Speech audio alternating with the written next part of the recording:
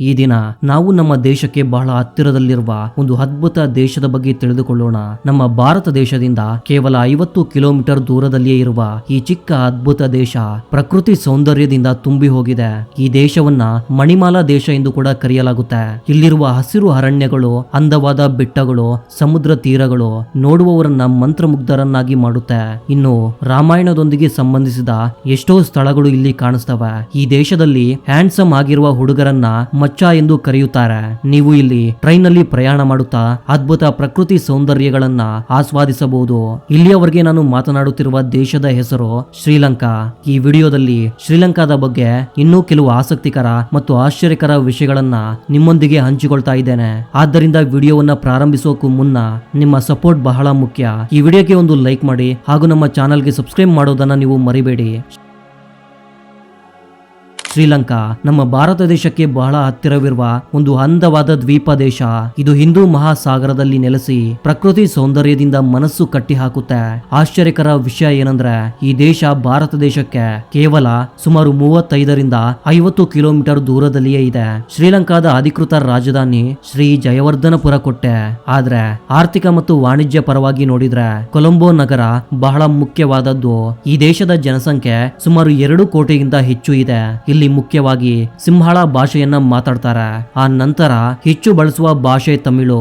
ಮತಪರವಾಗಿ ನೋಡಿದ್ರೆ ಶ್ರೀಲಂಕಾದಲ್ಲಿ ಬೌದ್ಧ ಮತವನ್ನು ಅನುಸರಿಸುವವರು ಸುಮಾರು 70% ಜನ ಇದ್ದಾರೆ. ನಂತರ ಹಿಂದೂಗಳು ಸುಮಾರು 13%, ಮುಸ್ಲಿಮರು ಸುಮಾರು 10%, ಕ್ರೈಸ್ತರು ಸುಮಾರು 7% ವರೆಗೆ ಇದ್ದಾರೆ. ಇನ್ನೊಂದು ಆಸಕ್ತಿದಾಯಕ ವಿಷಯವೇನೆಂದ್ರೆ ಶ್ರೀಲಂಕಾವನ್ನ ಟಿಯರ್ ಡ್ರಾಪ್ ಆಫ್ ಇಂಡಿಯಾ ಅಥವಾ ಇಂಡಿಯನ್ ಓಷನ್ ಮುತ್ತು ಎಂದು ಕರೀತಾರೆ. ಯಾಕಂದ್ರೆ ಮ್ಯಾಪ್ ನಲ್ಲಿ ನೋಡಿದಾಗ ಈ ದೇಶದ ಆಕಾರ ಒಂದು ಕಣ್ಣೀರಿನ ಹನಿ ಅಥವಾ ಒಂದು ಅಂದವಾದ ಮುತ್ತಿನಂತೆ ಕಾಣುತ್ತೆ. ಶ್ರೀಲಂಕಾದ ಬಗ್ಗೆ ಒಂದು ಆಸಕ್ತಿಕರ ವಿಷಯ ಹೇಳ್ಬೇಕಂದ್ರೆ ಈ ದೇಶದ ರಾಷ್ಟ್ರೀಯ ಧ್ವಜ ಪ್ರಪಂಚದಲ್ಲಿಯೇ ಅತ್ಯಂತ ಪುರಾತನವಾದ ಧ್ವಜಗಳಲ್ಲಿ ಒಂದಾಗಿ ಗುರುತಿಸಲ್ಪಟ್ಟಿದೆ. ಶ್ರೀಲಂಕಾದ ಅಧಿಕೃತ ಹೆಸರು democratic socialistic republic of Sri Lanka. ಈ ದೇಶಕ್ಕೆ ಶ್ರೀಲಂಕಾ ಎಂಬ ಹೆಸರು ಹೇಗೆ ಬಂದಿದೆ ಎಂದು ನಿಮಗೆ ತಿಳಿದಿದೆಯಾ? ಬಹಳ ಜನ ಶ್ರೀಲಂಕಾ ಎಂಬ ಹೆಸರು ಬಹಳ ಪುರಾತನವಾದದ್ದು, ರಾಮಾಯಣ ಕಾಲದಿಂದಲೇ ಈ ಹೆಸರು ಇದೆ ಎಂದು ಭಾವಿಸ್ತಾರೆ. ಆದ್ರೆ ನಿಜ ಏನಂದ್ರೆ ಈ ಹೆಸರು ಅಧಿಕೃತವಾಗಿ ಬಳಕೆಗೆ ಬಂದದ್ದು 1970ರ ನಂತರವೇ. ಅದಕ್ಕೂ ಮುಂಚೆ ಈ ದೇಶಕ್ಕೆ ವಿವಿಧ ಹೆಸರುಗಳಿದ್ದವು. 1505ರಲ್ಲಿ ಪೋರ್ಚುಗೀಸರು ಈ ದೇಶವನ್ನ ಸೇಲಾಬೋ ಎಂದು ಕರೆದರು. ನಂತರ ಬ್ರಿಟಿಷ್ ಪಾಲನೆಗೆ ಬಂದಾಗ ಅದರ ಹೆಸರು ಸಿಲೋನ್ ಆಗಿ ಬದಲಾಯಿತು. ವಿಸ್ತೀರ್ಣದ ವಿಷಯಕ್ಕೆ ಬಂದ್ರೆ ಈ ದೇಶ ನಮ್ಮ ಕರ್ನಾಟಕ ರಾಜ್ಯಕ್ಕೆ ಹೋಲಿಸಿದ್ರೆ ಸುಮಾರು 3 ಪಟ್ಟು ಚಿಕ್ಕದು. ಶ್ರೀಲಂಕಾ 1948ರಲ್ಲಿ ಬ್ರಿಟಿಷ್ ಪಾಲನೆಯಿಂದ ಸ್ವಾತಂತ್ರ್ಯ ಪಡೆಯಿತು. ಶ್ರೀಲಂಕಾದಲ್ಲಿರುವ ಅನೇಕ ದೇವಾಲಯಗಳು ಮತ್ತು ಹಿಂದೂ ಸಂಪ್ರದಾಯಗಳೊಂದಿಗೆ, ಅದರಲ್ಲೂ ವಿಶೇಷವಾಗಿ ಪರಮಶಿವನೊಂದಿಗೆ ಗಾಢ ಸಂಬಂಧ ಹೊಂದಿವೆ ಎಂದು ಹೇಳ್ತಾರೆ. ಅದರಲ್ಲಿ ಮುಖ್ಯವಾಗಿ ಹೇಳಬೇಕಾದದ್ದು ಒಂದು ಪವಿತ್ರ ಪರ್ವತ. ಇದನ್ನ ಶ್ರೀಪಾತ ಪರ್ವತ ಎಂದು ಕರೀತಾರೆ. ಇದು ಬಹಳ ಪುರಾತನವಾದ ಆಧ್ಯಾತ್ಮಿಕ ಪ್ರಾಧಾನ್ಯತೆ ಹೊಂದಿರುವ ಸ್ಥಳ. ಆದ್ರೆ ಬ್ರಿಟಿಷ್ ಪಾಲನೆಯ ಸಮಯದಲ್ಲಿ ಈ ಪವಿತ್ರ ಪರ್ವತಕ್ಕೆ ಹೆಸರು ಬದಲಿಸಿ ಆಡಮ್ಸ್ ಪೀಕ್ ಎಂದು ಕರೆಯಲು ಪ್ರಾರಂಭಿಸಿದ್ರು. ಆದ್ರೆ ಈ ಪರ್ವತದ ನಿಜವಾದ ಹೆಸರು ರತ್ನದೀಪ ಪರ್ವತ ಎಂದು ಹಿಂದೆ ಕರೀತಾ ಇದ್ರು. ಈ ಪರ್ವತದ ಶಿಖರದ ಮೇಲೆ ಒಂದು ದೇವಾಲಯವನ್ನು ಕೂಡ ನಿರ್ಮಿಸಲಾಗಿದೆ. ಪುರಾಣಗಳ ಪ್ರಕಾರ ಇಲ್ಲಿ ಮಹಾದೇವನ ಪಾದಮುದ್ರೆಗಳಿವೆ ಎಂದು ತುಂಬಾ ಜನ ನಂಬ್ತಾರೆ. ಆದ್ದರಿಂದ ಈ ಪ್ರದೇಶವನ್ನ ಕೆಲವರು ಶಿವನ ಪಾದವಿರುವ ಸ್ಥಳ ಎಂದು ಪೂಜಿಸ್ತಾರೆ. ಇನ್ನು ಆಶ್ಚರ್ಯಕರ ವಿಷಯವೇನೆಂದ್ರೆ ಕೆಲವು ಬೌದ್ಧರು ಇದೇ ಸ್ಥಳದಲ್ಲಿ ಗೌತಮ ಬುದ್ಧನ ಪಾದ ಮುದ್ರೆಗಳಿವೆ ಎಂದು ತುಂಬಾ ಬುದ್ಧಿಸ್ಟ್ಗಳು ನಂಬ್ತಾರೆ. ಇದಲ್ಲದೆ ಶ್ರೀಲಂಕಾದ ಸಾಂದ್ರ ಅರಣ್ಯಗಳ ಮಧ್ಯದಲ್ಲಿ ಕೆಲವರು ಹೇಳುವ ಒಂದು ರಹಸ್ಯಮಯ ವಿಷಯವೂ ಇದೆ. ಅದೇನೆಂದ್ರೆ ಒಂದು ಎತ್ತರದ ಪರ್ವತದಲ್ಲಿ ರಾವಣನ ಗುಹೆ ಇದೆ ಎಂದು ಸ್ಥಳೀಯರು ನಂಬ್ತಾರೆ. ಆ ಗುಹೆಯಲ್ಲೇ ರಾವಣ ತೀವ್ರ ತಪಸ್ಸು ಮಾಡಿದ್ದಾನೆ ಎಂದು ಪುರಾಣಗಳು ಹೇಳ್ತವೆ. ಅಷ್ಟೇ ಅಲ್ಲ, ಇಂದಿಗೂ ಆ ಗುಹೆಯಲ್ಲಿ ರಾವಣನ ಶವ ಇದೆ ಎಂದು ಕೆಲವರು ನಂಬ್ತಾರೆ. ಆ ಗುಹೆಯ ಎತ್ತರ ಸುಮಾರು 5000 ಅಡಿ ಇದೆ ಎಂದು ಹೇಳಲಾಗುತ್ತೆ. ಇದು ನಿಜವೋ ಅಥವಾ ಕೇವಲ ನಂಬಿಕೆ ಎನ್ನುವುದು ಇಂದಿಗೂ ಒಂದು ದೊಡ್ಡ ಮಿಸ್ಟರಿಯಾಗಿ ಉಳ್ಕೊಂಡಿದೆ. ಶ್ರೀಲಂಕಾದಲ್ಲಿ ಚಿಕ್ಕ ಚಿಕ್ಕ ವಿಷಯಗಳೇ ಬಹಳ ಇಂಟ್ರೆಸ್ಟಿಂಗ್ ಆಗಿರುತ್ತವೆ.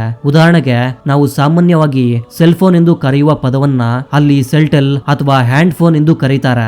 ಆದ್ದರಿಂದ ನೀವು ಎಂದಾದ್ರೂ ಶ್ರೀಲಂಕಾಗೆ ಹೋದರೆ ಸೆಲ್ ಫೋನ್ ಎಂಬ ಪದಕ್ಕಿಂತ ಸೆಲ್ಟೆಲ್ ಎಂದು ಹೇಳುವುದು ಒಳ್ಳೆಯದು. ಅಲ್ಲಿಯ ಯುವಕರಲ್ಲಿ ಒಂದು ವಿಶೇಷ ಸ್ಲ್ಯಾಂಗ್ ಕೂಡ ಇದೆ. ಯಾರನ್ನಾದ್ರೂ ಫ್ರೆಂಡ್ಲಿ ಆಗಿ ಅಥವಾ ಸ್ಟೈಲಿಶ್ ಆಗಿ ಕರಿಬೇಕಂದ್ರೆ ಮಚ್ಚ ಎಂದು ಹೇಳ್ತಾರೆ. ನಮ್ಮಲ್ಲಿ ಬ್ರೋ ಅಥವಾ ಅಣ್ಣ ಎನ್ನುವಂತೆ ಅಲ್ಲಿ ಮಚ್ಚ ಅನ್ನುವ ಪದ ಬಹಳ ಕಾಮನ್. ಈಗ ಶ್ರೀಲಂಕಾದಲ್ಲಿಯೇ ಒಂದು ಅದ್ಭುತ ಪವಿತ್ರ ಸ್ಥಳದ ಬಗ್ಗೆ ತಿಳಿದುಕೊಳ್ಳೋಣ. ಅದೇ ಜಯಶ್ರೀ ಮಹಾಬೋಧಿ. ಇದು ಕೇವಲ ಶ್ರೀಲಂಕಾದಲ್ಲಿ ಅಷ್ಟೇ ಅಲ್ಲ, ಪ್ರಪಂಚದಲ್ಲಿಯೇ ಒಬ್ಬ ಮನುಷ್ಯ ನೆಟ್ಟ ಅತ್ಯಂತ ಪುರಾತನವಾದ ವೃಕ್ಷವಾಗಿ ಗುರುತಿಸಲ್ಪಟ್ಟಿದೆ. ಇದು ಒಂದು ಪವಿತ್ರ ಅಂಜೂರು ಮರ. ಈ ಮರದ ಹಿಂದಿನ ಕತೆ ಇನ್ನಷ್ಟು ಆಶ್ಚರ್ಯಕರವಾಗಿದೆ. ನಮ್ಮ ಭಾರತದಲ್ಲಿ ಸುಮಾರು 2600 ವರ್ಷಗಳ ಹಿಂದೆ ನಿರಂಜನಾ ನದಿಯ ದಡದಲ್ಲಿ ಒಂದು ಮರದ ಕೆಳಗೆ ಗೌತಮ ಬುದ್ಧ ಜ್ಞಾನೋದಯ ಪಡೆದರು ಎಂದು ಚರಿತ್ರೆ ಹೇಳುತ್ತೆ.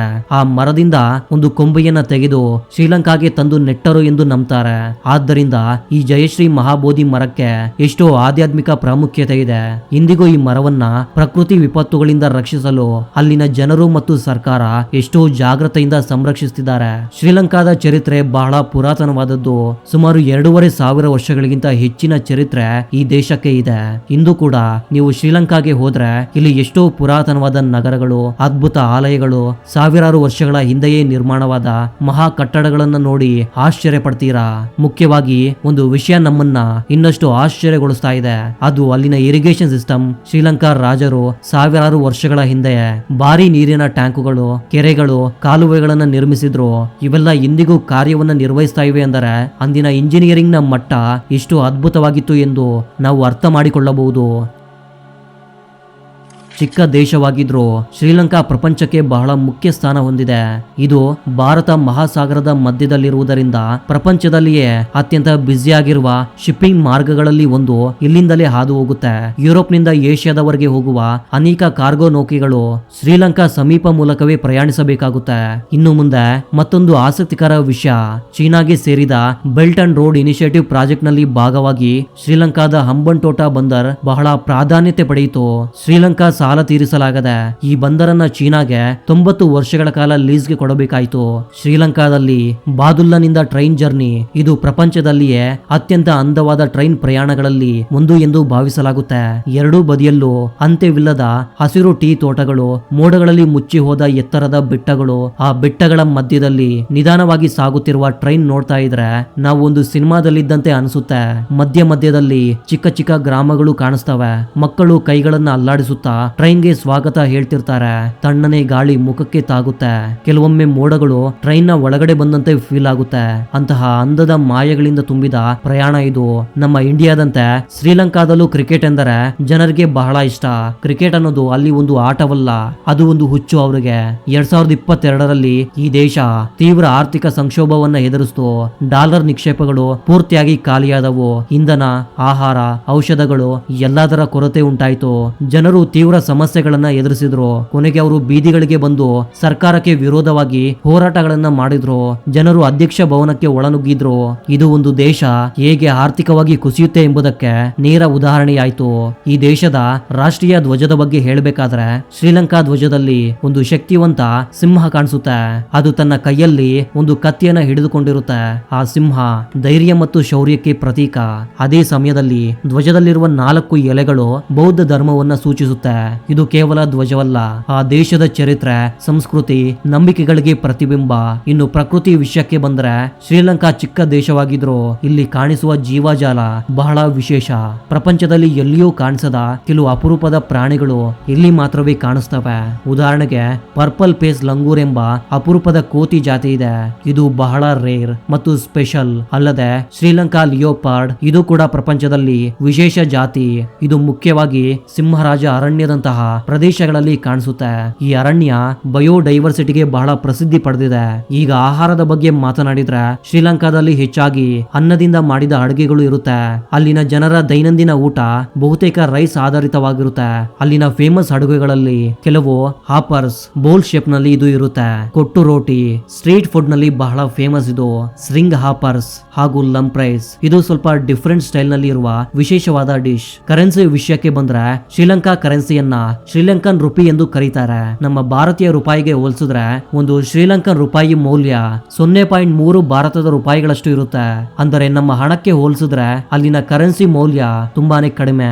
ಒಟ್ಟಾರೆಯಾಗಿ ಶ್ರೀಲಂಕಾ ಒಂದು ಚಿಕ್ಕ ದೇಶವಾಗಿದ್ರು ಅದರಲ್ಲಿ ಅಡಗಿರುವ ವಿಷಯಗಳು ಬಹಳ ದೊಡ್ಡವು.